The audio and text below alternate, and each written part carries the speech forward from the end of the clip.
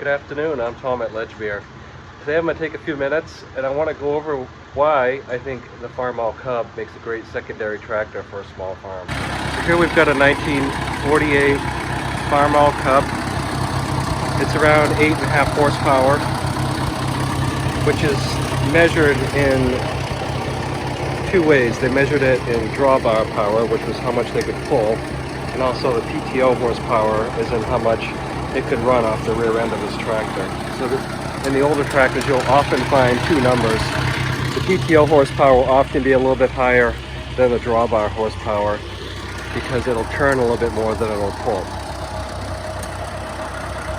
So in theory 1 horsepower is how much one normal size horse could pull or work. In 1947, McCormick Deering, which was a division of International Harvester, released the Farmall Cub, and they had delayed the output of it. They delayed the introduction of it due to World War II because of wartime shortages, and during World War II there were no new models introduced by any tractor or car manufacturer, so they could build existing models for farm equipment and cars, but it had to be something that would contribute to the war effort. So like luxury cars, things like that were just not seen during World War II. So after World War II in 1947, International Harvester released the Farmall Cub. And the 47 was a little bit different than the 48. The 47s didn't come with hydraulic lift on it, though they were built so that hydraulic lift could be added. And the reason I say that is because the hydraulic lift unit, which is the rock shaft right here on the back, it wasn't ready. When the tractor was ready for production in 47, the hydraulic unit just wasn't ready yet, it wasn't finished. So the engineers designed the tractor that it could be retrofitted with it in the following years. So in 1948, you could buy the tractor with a hand lift, which had a spring and a big lever here on the side, or you could get the new Farmall power lift. This tractor came factory with a power lift on it, and on it right now is a 172 planter unit. And so the way this works, you can see down here, here's the wheel, this is the packing wheel, here's the knife, and I have the hose up here on the seat that goes up to the seat drive. So when you set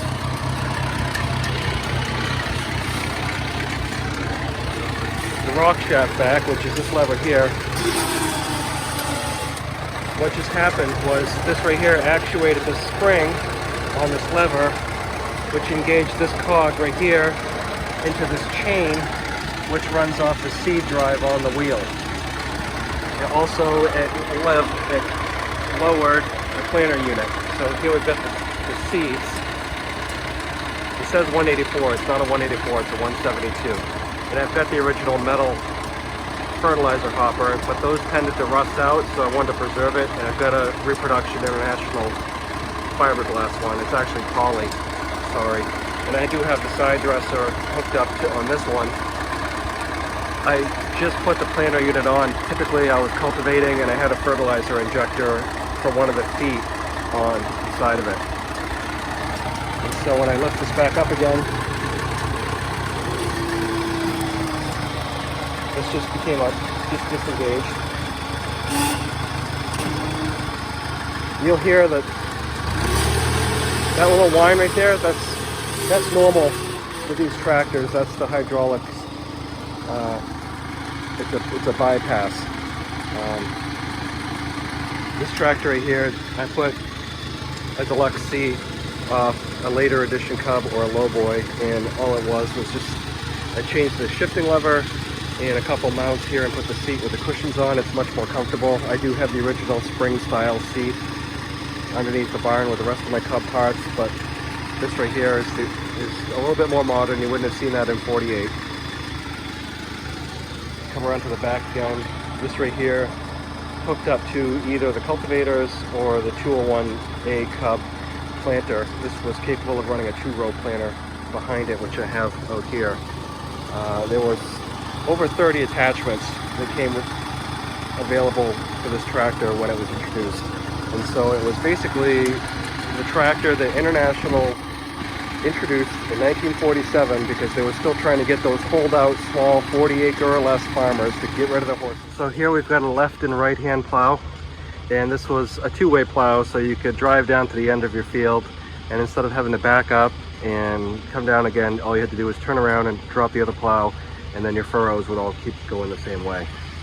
This is a Mott flail mower. It's a 54-inch flail mower, and these little flails in here, these chain flails, would go across your lawn or your field and chop your grass and small bushes. It's great for going through your garden and chopping up corn stalks, sunflowers, all those things. And then here is this 201 A-Cub planter. It's a 2-row unit, and it would fit underneath the back of this cub, and so it was a rear planter. So here we have a McCormick Deering Cub 3 field cultivator. And the way this worked was this part right here slid underneath the back of the tractor, and you turn your drawbar, the horseshoe drawbar, inward so the horseshoe's facing the front. You hook these on it, and then you have a chain lift off the back that goes to your rear rock shaft that picks it up. In the 1950s, when International came out with what they called their fast hitch, they had a lot of equipment for the Super C that was introduced, and it had these two prongs in it. All you had to do was just back in and it would attach, and then to get out you just use the hook that was provided. It was stored up by the console of the tractor. You lifted up these two little dogs and drive away. And so they had a square dance, and that was one of the ways they touted these fast hitches. But the Cub and the A, or Super A I should say, and then later versions of the Super A, like the 100, 130, 140, you could buy this fast hitch, and so there was just this one prong on it. You have the planter, it's up in the barn, but you could get this plow, this hillside plow, and they call it a hillside because you could turn it a little bit and plow terraces. Also a two-way plow, so you didn't have to back all the way down to the end of your garden and turn around. You just move the lever on the top from one side to the other to get the other plow. The integral disc harrow, and another plow over here.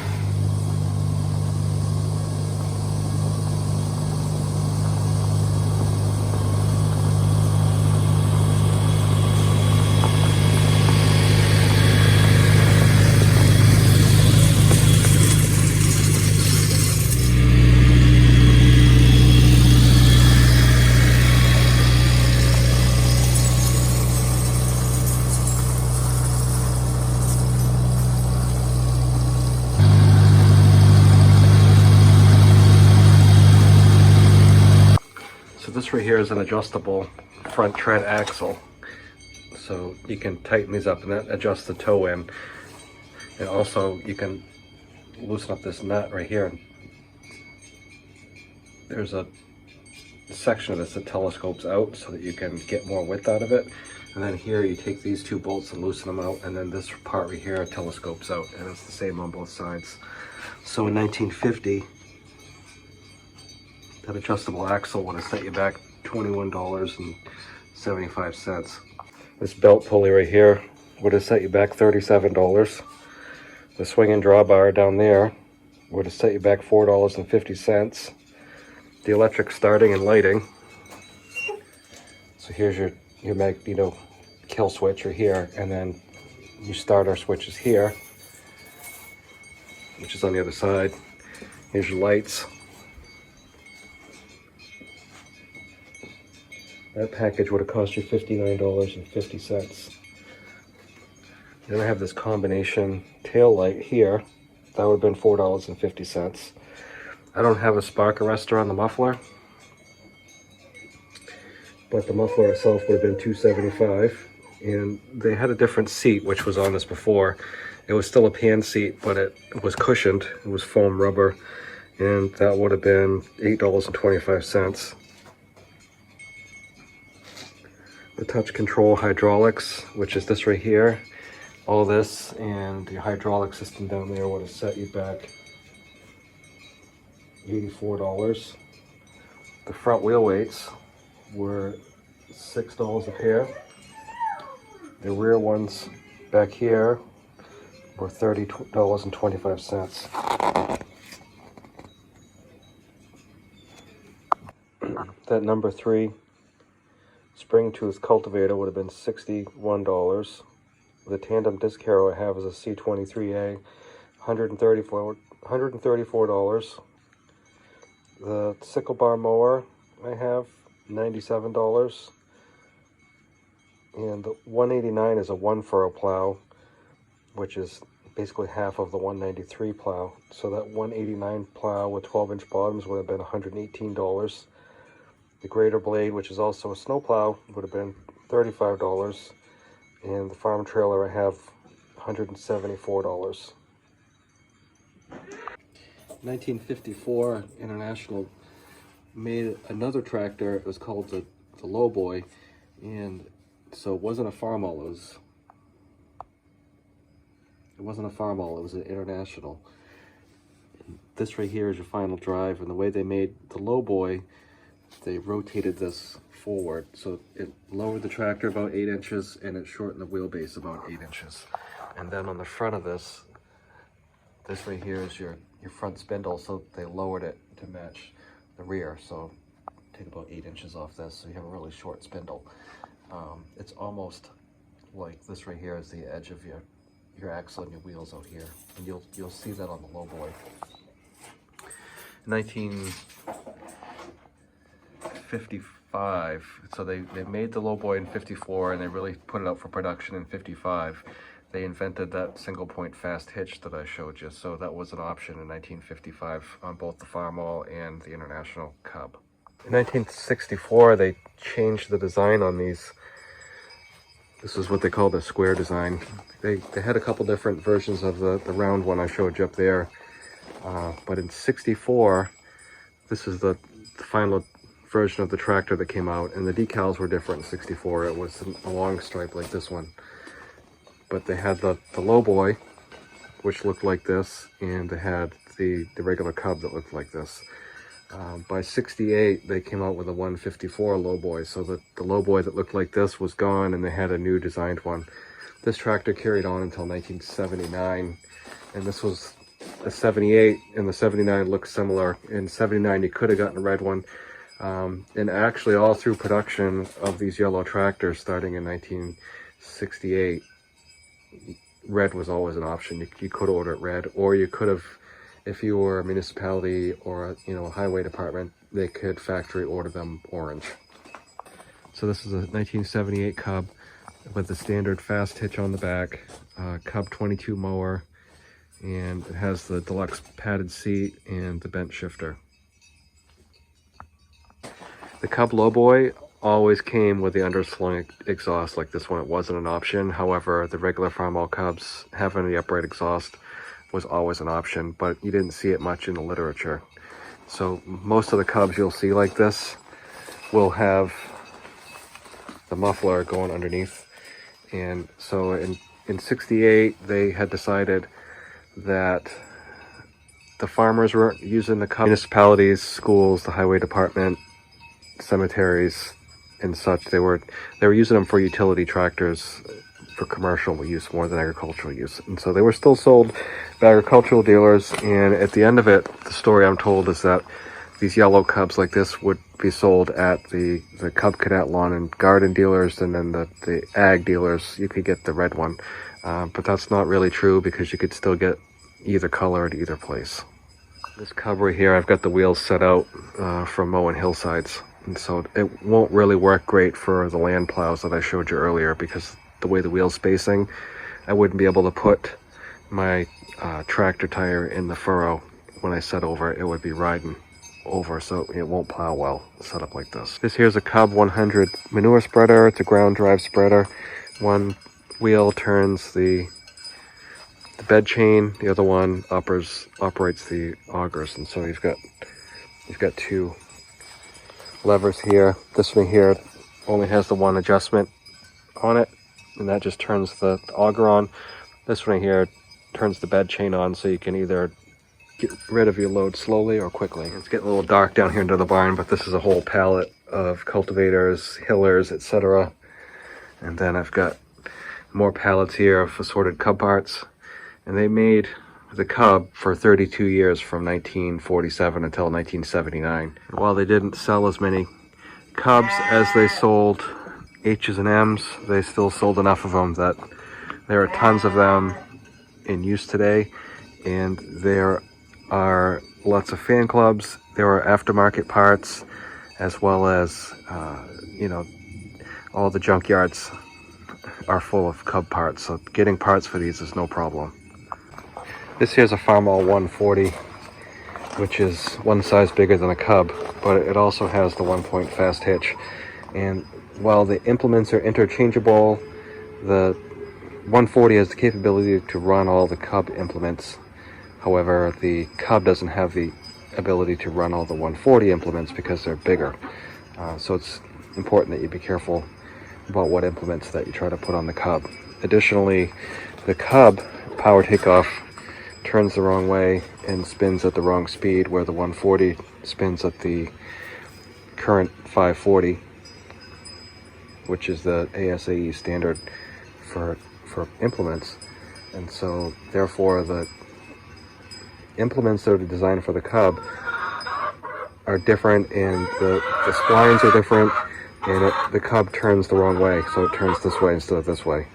And the reason they did that was because they knew the Cub was a small, lightweight tractor of only 8-9 horsepower, and this one's 25 horsepower, so the Cub just doesn't have the guts to turn those big implements. So you're not going to hook like a hay tedder or a rototiller of modern equipment on there.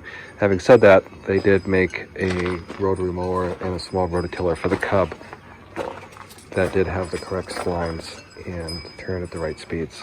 So the Farmall Cubs, the Cub Lowboy, and the Cub Cadets were all made at the Louisville, Kentucky plant, which is now the Louisville Airport. They leveled it in the early 80s after International went out of business, or actually they merged with Case. So it's Case International, now it's Case New Holland, but it encompasses the old Ford tractors, New Holland, International, and what used to be JI Case.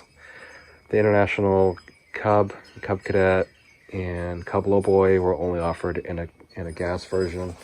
The Cub Cadets had several different motors in them, usually a Kohler variation, but later they put some Onans, and then they had a Kubota diesel in one of them. But the Space C60 engine is the same one that Cub International put in their Cubs throughout its entire 32-year lifespan. And the way they got more horsepower out of these later Cubs was they used a dome piston, and they used a different carburetor, so they're able to get almost double horsepower from the original. And so therefore, even though this Cub kind of weighs the same as the original one, it's almost double the horsepower, and the capabilities of this one are much, much greater than the little one that I've got up in the garage.